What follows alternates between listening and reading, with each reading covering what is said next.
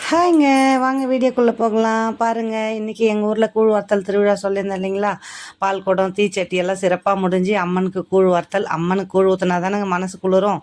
அப்போ தான் நம்ம எல்லாரையும் குளிர போய் பார்த்தா. அதனால் அம்மனுக்கு சிறப்பாக கூழ் எல்லாம் கரைச்சி வச்சாச்சுங்க. என்னெல்லாம் செஞ்சேன்னு பார்த்தீங்கன்னா, பொங்கல் சாதம், கருவாட்டு குழம்பு, கூழ், அதுக்கப்புறம் பார்த்திங்கன்னா முருங்கைக்கீரை, புடி கொழுக்கட்டை, முட்டை இதெல்லாமே செஞ்சு வச்சேங்க.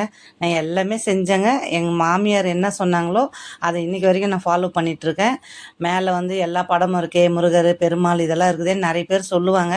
ஆனால் எங்கள் மாமியார் இப்படி தாங்க செய்வாங்க. என்ன விசேஷமோ அந்த அம்மனை வச்சு கீழே எதெல்லாம் வச்சு படைக்கணுமோ அதெல்லாம் வச்சு படைன்னு சொன்னாங்க. இன்றைக்கி வரைக்கும் எங்கள் மாமனார் சொன்னதை நான் ஃபாலோ பண்ணிகிட்ருக்கேன். பாருங்கள், எங்கள் வீட்டுக்காரர் தீபாராதனை பண்ணுறாரு.